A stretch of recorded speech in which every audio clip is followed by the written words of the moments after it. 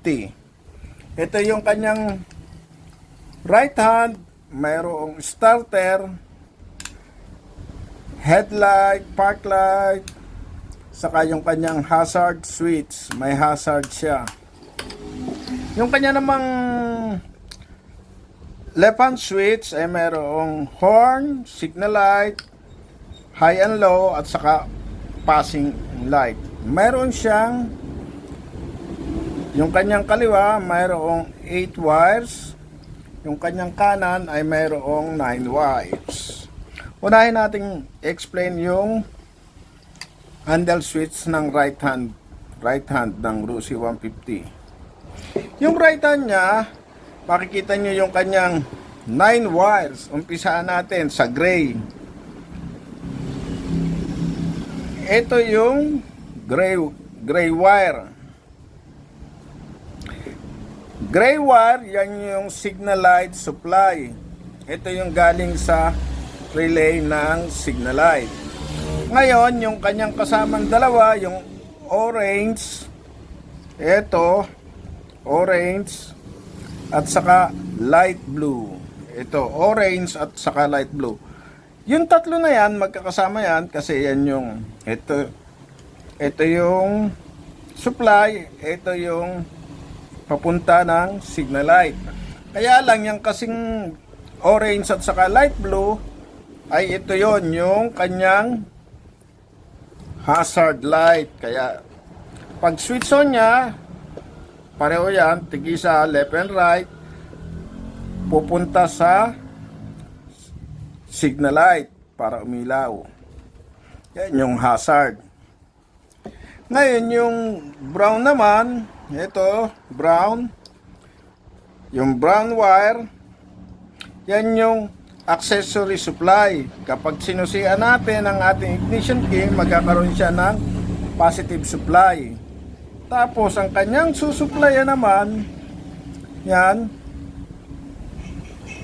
pag susi, magkakaroon yan. Yung yellow naman, bibigyan niya ng kuryente papunta sa headlight. Yung headlight, ito yung sa kaliwa, doon siya papunta sa kaliwang switch para doon sa high and low. Pero ito ang initial supply niya. Tapos mayroong yellow na may green. Yung yellow na may green, ito yan. Kung makikita nyo sa ating headlight, mayroon siyang maliit na ilaw. Yan yung pinaka park light niya sa harapan. Pag ito ay off lahat, pag inilagay natin dito sa park light, mag-iilaw yung tail light at saka mga ating indicator light sa ating dashboard. Magkakaroon din ng ilaw yung ating harapan, yung maliit na bumbilya. Ngayon, pag inilagay dito, pag ipinol, iilaw na yung headlight, mamamatay na itong park light na to, mawawala na to. So, pag ipinunta sa pool, magkakaroon na ng supply yung headlight supply. Yan na yun. Yan yung headlight supply, park light, saka headlight supply. Ngayon, yung yellow na may red, ito naman tayo sa yellow na may red. Ayan, yellow na may guhit na red, at saka yung green, yan, magkatabi sila. Ito naman yung supply, kung positive trigger yung ating starter, ang tatakbo rito, dito sa yellow na may red, ay kulay ay positive. Tapos pag pinindot natin to, magkakaroon na ng kuryente ito, green, papunta sa ating starter para i-trigger yung ating starter at mag-start. Yan lang ang ating kuwan sa ating right hand switch ng Rusi. Ulitin natin. Gray, signal light supply. Orange, left signal. light blue, right signal. Yung brown, positive supply. Yellow, headlight supply. Yellow green, headlight park light. Yung maliit na bumbilya sa ilaw natin. Green na may guhit na red, dyan yung park light. Yellow na may guhit na red, starter supply. Green, starter trigger. Kaya pag dito in-start na from off, inilagay natin dito sa park light, iilaw itong park light at saka yung sa may headlight.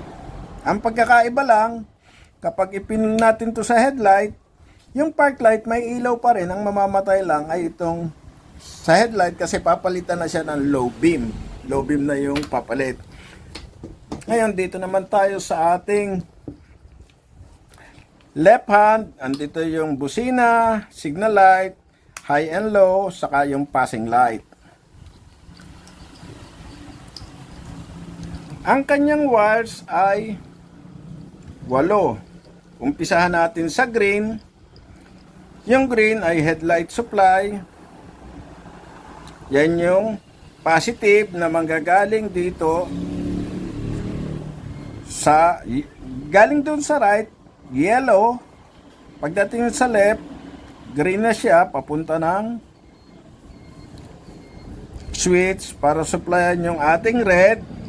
Yung red, yan yung ating high beam. Yung blue, dark blue, yan yung ating low beam. Ngayon, sa busina naman, itong brown, yan yung supply ng horn. Tapos, ang kanyang susupplyan naman ay yung black. Yung black naman, yan yung trigger ng horn. Dito, horn trigger. Ang supply niya is brown. Ang kanyang trigger ay yung black. Tapos, kanina doon sa right hand, ang ating supply is orange. Dito naman, violet. Kaya nilagay ko minsan kasi, orange or violet, yan yung ating left signal. Dito sa left hand, violet na siya. Yung gray, isa pa rin, yan pa rin yung gray, yan pa rin yung ating signal light supply. Ito yung signal light supply. Tapos yung blue, siya pa rin yung right signal, yung light blue. Yung light blue ay ano pa rin yan. So, naituro ko na sa inyo lahat. Ito yung switch, ito yung busina, signal light, high, passing light. Yung passing light, magkakailaw na yan. Diretso. Yun lang mga katropa. Sana naman makatulong sa inyo ang aking vlog.